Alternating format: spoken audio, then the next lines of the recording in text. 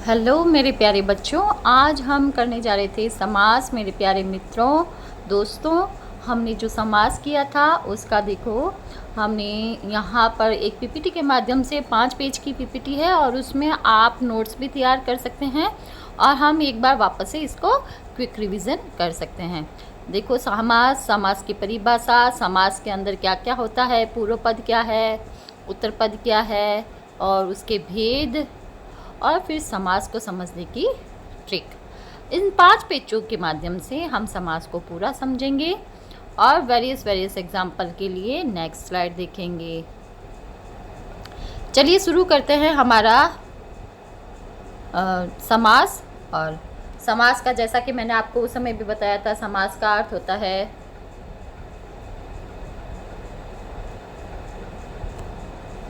संक्षिप्त या छोटा करना। समास किसे कहते हैं? तो सम में 2 शब्द बने हुए हैं। सम उपसर्ग पूर्वक आस धातु मिलकर बना है और सम शब्द का अर्थ है पास और आस का अर्थ है आना, बैठना। अर्थात एक या एक से अधिक पदों के बीच की विभक्ति चिन्हों का, योजक चिन्हों का लोप हो जाता है और दोनों शब्द पास पास बैठकर एक नया शब्द बनाते हैं, उसे समास कहते हैं। तो समास की परिभाषा क्या हो जाएगी? 2 या 2 से अधिक शब्दों के मेल को समास कहते हैं। 2 या 2 से अधिक शब्दों के मेल से नए शब्द निर्माण प्रक्रिया को, नया जो शब्द बनता है उस नए शब्द निर्माण की प्रक्रिया को समास कहते हैं। समास से संबंधित अन्य शब्दों के अर्थ है, जैसे समास में 2 पद होते हैं, एक पूर्व पद और उत्तर पद। समास में 2 पद होते हैं, एक पूर्व पद और एक उत्तर पद, जैसा कि मैंने आपको उस समय भी बताया था। यहाँ पर हम फिर से देखेंगे, यही स्लाइड वापस से रिपीट होएगी थोड़ी, कि समास की परिभाषा क्या हुई। समास की परिभाषा 2 या 2 से अधिक शब्दों के मेल को समास कहते हैं और समास से संबंधित अन्य शब्दों के अर्थ, जैसे समास में 2 पद होते हैं, पूर्व पद और उत्तर पद। क्योंकि समास हमेशा 2 शब्दों से मिलकर बनेगा, तो जैसे बैलगाड़ी, ये 2 शब्दों से मिलके बना है। बैल की गाड़ी है ना, बैल से बनी हुई गाड़ी, बैल की गाड़ी। तो यहाँ पर 2 शब्द है, ये शब्द कहलाएगा पूर्व पद, जो पहला है। पद मीन्स शब्द लेकिन जब ये किसी के साथ जुड़ जाता है या किसी वाक्य में प्रयोग में ले ली जाता है तो वो शब्द जो क्या बन जाता है? पद बन जाता है। पूर्व पद और उत्तर पद। और समास के अंदर जितने भी शब्द होंगे वो सारे यौगिक और योग रूढ़ होंगे, क्योंकि शब्द को हमने रचना की दृष्टि से 3 भेद किए थे। कौन कौन से? रूढ़, यौगिक और योग रूढ़। तो जो शब्दों की हमने 3 भेद किए थे, जिसमें रूढ़ शब्द तो वे होंगे जो मतलब खुद का ही अर्थ लिए हुए होते हैं, जिसके और टुकड़े करने पर उसके कोई अर्थ नहीं निकलता। जैसे मैंने उदाहरण बताया था, जल, इसके और टुकड़े नहीं हो सकते और टुकड़े करने पर उस शब्द का कोई अर्थ नहीं है। और यौगिक शब्द 2 शब्दों से मिलकर बनेगा, जैसे बैलगाड़ी हो गया, रसोईघर हो गया, या फिर बहुत सारे शब्द हम बोलते हैं, यथासंभव और शब्द। और योग रूढ़ हो गया कि 2 शब्दों से तो मिलकर बनेगा, लेकिन किसी एक विशेष अर्थ के लिए जो रूढ़ हो जाता है, प्रचलन में आ जाता है, जैसे। और इसके जो सारे एग्जाम्पल्स हैं रोग योग रूढ़ के, वो प्रायः बहुव्रीहि समास के उदाहरण हैं। प्रायः बहुव्रीहि समास के उदाहरण यही होंगे, जैसे 10 आनंद, 10 है आनंद जिसके, 10 है मुख जिसके। 10 और आनंद, 10 और मुख, ये 2 शब्द मिलके बना शब्द, और जो किसी अन्य अर्थ के लिए फेमस हो गया, तो ऐसे शब्द योग रूढ़ कहलाएंगे। दोनों पदों को मिलाने वाला पद सामासिक पद कहलाता है। अब जैसे बैल की गाड़ी, राजा का पुत्र, राजपुत्र, बैल की गाड़ी। यहाँ पर, अब यहाँ पर ये तो हुआ विग्रह पद, और जो मिला हुआ पद, नया पद बन गया, वो बन रहा है समासिक पद। तोड़ेंगे इसे तब तो समास विग्रह, और जोड़ेंगे इसे तो बन जाएगा समस्त पद। आगे चलते हैं। हाँ, तो इसमें यही बताया है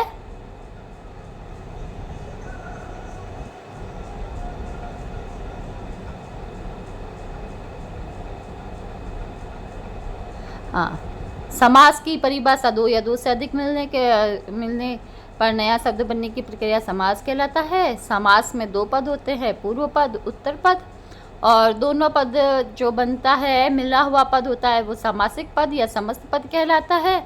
और विग्रह पद उसे कहते हैं जिसमें दोनों पदों को अलग अलग करने की प्रक्रिया होती है, वो विग्रह पद कहलाती है। जैसे बैलगाड़ी समास, बैल से चलने वाली गाड़ी समास विग्रह हो गया, या बैल की गाड़ी विग्रह पद हो गया, और समस्त पद हो गया बैलगाड़ी। बैल इसमें पूर्व पद है और गाड़ी इसमें उत्तर पद है। तो इतनी बात यहाँ पर क्लियर होती है। अब देखिए समास के भेद आ गए हैं। समास के 6 भेद हैं और हमने इसको विस्तार पूर्वक बोर्ड पे समझा था। अभी यहाँ पर इस पीपीटी पे भी देख लेते हैं। सामान्यतः एक प्रश्न उत्पन्न होता है कि समास के कितने भेद हैं, तो समास के 6 भेद होते हैं। अब वो कौन कौन से हैं? अव्ययी भाव समास, तत्पुरुष समास, कर्मधारय समास, द्विगु समास, द्वंद्व समास और द्विगु समास, द्वंद्व समास और बहुव्रीहि समास। अब इन समास में क्या अंतर है, क्यों इनको अलग अलग करने की ज़रूरत है? क्योंकि जैसे बहुव्रीहि में तो मैंने बताया था 2 शब्दों से मिला शब्द बनेगा, लेकिन उसका जो क्या होगा, उसका पूर्व पद, उसका कोई अन्य अर्थ ही निकलेगा। द्वंद्व के अंदर 2 शब्द होंगे, दोनों में कॉन्फ्लिक्ट होएगा, उनमें उस बीच में योजक चिन्ह होएगा। और द्विगु के अंदर 2 पद होंगे, पहला पद संख्यावाची होएगा, नंबर्स होएगा। और कर्मधारय इसमें 2 पद होंगे, दोनों पद क्या होंगे, विशेषण विशेष्य भाव लिए होंगे। और तत्पुरुष समास के अंदर जो कारक विभक्ति चिन्ह है उनका लोप हो जाता है, इसके लिए आपको कारक समझना है। नेक्स्ट टॉपिक अपना कारक ही आने वाला है। अव्ययी भाव समास में पूर्व पद हमेशा अव्यय होता है, अविकारी शब्द होते हैं। अविकारी शब्द का मतलब हो गया ऐसे शब्द जो अनचेंजेबल हो, जिसमें कोई विकार नहीं हो, जिसमें कोई परिवर्तन नहीं हो सकता, मतलब, और या फिर एक ही शब्द की आवृत्ति बार बार आए, जैसे कि रातों रात, हाथों हाथ, रात ही रात में, हाथ ही हाथ में, उसका विग्रह हो जाएगा। तो ऐसे शब्द जहाँ पर दिख जाए, जहाँ पर एक ही शब्द की आवृत्ति हो रही है, वो अव्ययी पद समास है। और जिसमें प्रथम पद में अव्ययी पद हो, जैसे उदाहरण बताया था, आजन्म हो गया, यथासंभव हो गया, प्रतिदिन हो गया, प्रतिदिन हो गया। अब यहाँ पर प्रति, आ, यथा, ये सब क्या है, उपसर्ग है, अव्ययी पद है, उपसर्ग जैसा दिखेगा आपको आगे। ठीक है बच्चों, आगे चलते हैं।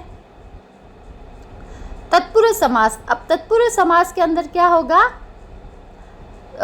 दूसरा पद प्रधान होएगा, कारक विभक्ति चिन्हों का लोप हो जाएगा। अब कारक विभक्ति चिन्ह कौन से है, जैसे कर्ता ने, कर्म को, कर्म से, करण से, संप्रदान के लिए, अपादान से, संबंध का, के, की, अधिकरण में, पर। हाँ, तो ये जो 6 कारक विभक्ति चिन्ह है, किसी भी शब्दों को टुकड़ा करने के बाद उसके बीच में अगर इस तरीके से कारक विभक्ति चिन्ह आते हैं तो उन कारक चिन्ह विभक्तियों का लोप हो जाता है। जैसे राजपुरुष, राजा का पुरुष, राजपुत्र, राजा का पुत्र, का बीच में विभक्ति चिन्ह है उसका लोप हो जाता है और नया शब्द बन जाता है राजपुरुष। इस प्रकार ये जो हमने यहाँ पर देखा था, कर्ता, कर्म, करण, इस प्रकार से कारक के भेदों से जैसे ही इसके भी यहाँ पर इतने भेद संभव हो सकते हैं। अब है समास में कर्मधारय समास, तो इसमें दोनों ही पद प्रधान होते हैं, एक पद विशेषण होता है, एक पद विशेष्य होता है। आपको अगर विशेषण विशेष्य नहीं पता है तो आगामी कक्षा इसे की होएगी। विशेषण विशेष्य का मतलब होता है एक पद पे संज्ञा सर्वनाम शब्द होता है और उन पद की विशेषता बताने वाला जो शब्द होता है वो विशेषण होता है। यहाँ पर विशेषण होएगा और यहाँ विशेष्य होएगा।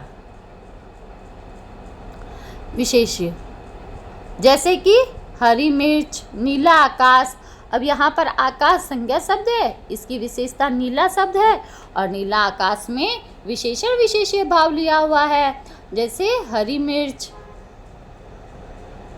जैसे काली मिर्च, जैसे काला सांप, या कोई भी ऐसा शब्द हो जिसमें एक शब्द, जैसे चंद्रमुख, यहाँ पर मुख को चंद्रमा के समान बताया गया है और विशेषण विशेष्य भाव लिया हुआ है या उपमान उपमेय भाव लिया हुआ होता है, वहाँ पर क्या होता है, कर्मधारय समास होता है। या तो विशेषण विशेष्य भाव होता है और या उपमान उपमेय भाव लिया होता है, तो वो होता है कर्मधारय समास। तो एक बार देखिए, यहाँ पर तो प्रथम पद अव्यय होगा, यहाँ पर कारक विभक्ति चिन्हों का लोप हो जाता है और यहाँ पर विशेषण विशेष्य भाव लिया हुआ शब्द होता है। अब आपको शब्दों को पहचानना है।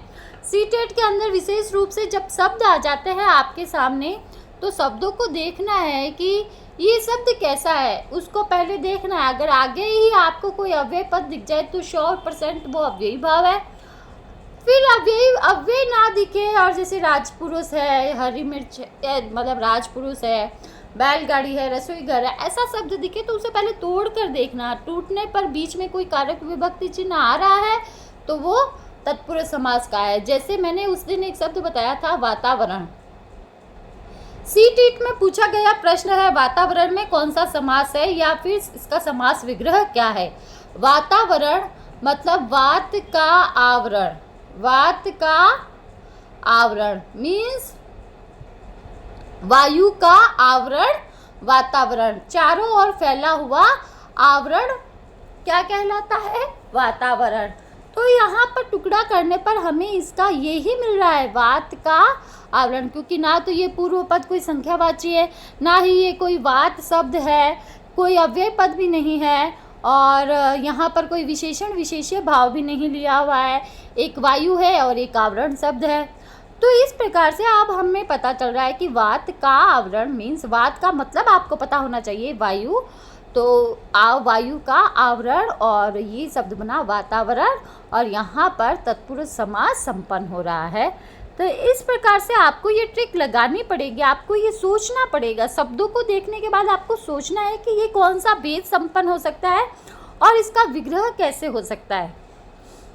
अब जैसे अगर आपने देखा नीला आकाश, नीला का आकाश नहीं हो सकता है ना, और ऐसा ही हो सकता है नीला है जो आकाश है ना, नीला है जो आकाश, इसका ये हम इसका विग्रह कर सकते हैं क्योंकि यहाँ पर विशेषण विशेष्य भाव लिया हुआ कर्मधारय का उदाहरण है। तो इस प्रकार ये बात आपको समझ में आई होगी मेरे दोस्तों। आगे चलते हैं। हाँ, अब ये समास के 3 भेद और है, द्विगु समास, द्वंद्व समास और बहुव्रीहि समास।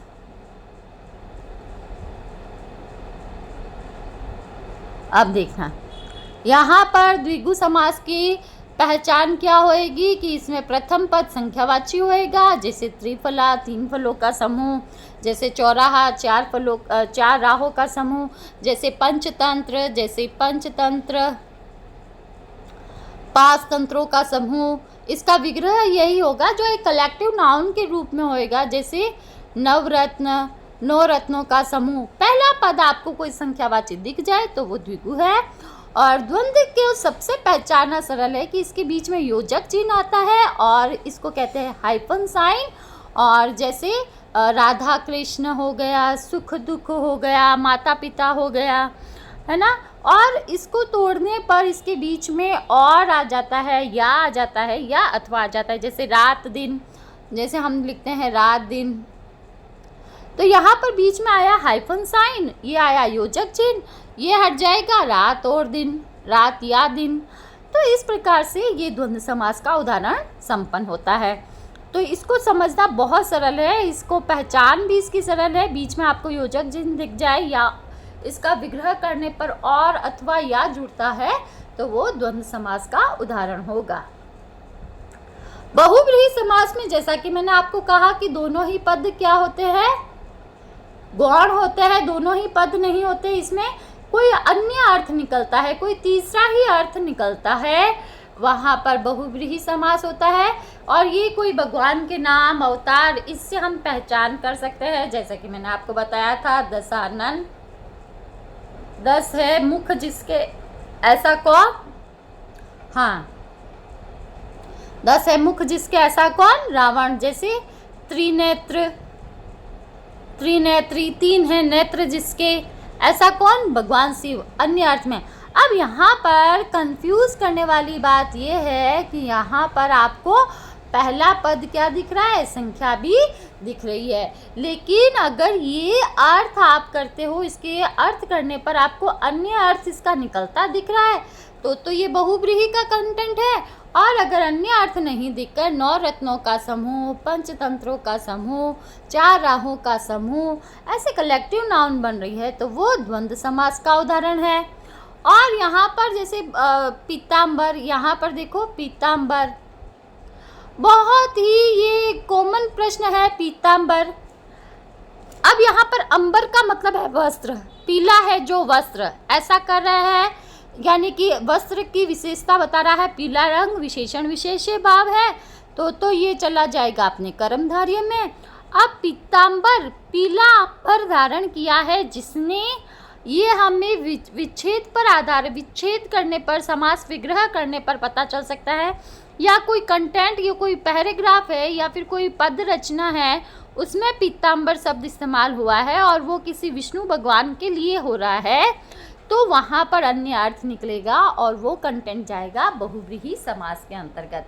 तो वो किसी रचना विशेष पर भी डिपेंड करता है और किसी पद विशेष पर डिपेंड करता है, उसके विग्रह पर डिपेंड करता है कि वो एरिया उसका कर्मधारय समास का है या बहुव्रीहि समास का, ये एरिया इसका द्विगु समास का है या फिर द्विगु समास का है, संख्यावाची का, या फिर बहुव्रीहि समास का, क्योंकि भगवान के अवतार आदि का नाम आ गया या फिर इस तरीके से कोई कंटेंट आ गया तो वो बहुव्रीहि समास का उदाहरण होगा। तो इस प्रकार यहाँ पर हमने समास को विस्तार से समझा और अगर आप इसको अच्छे से देख लेते हैं तो आप कभी भी समास के प्रश्न को गलत नहीं करेंगे।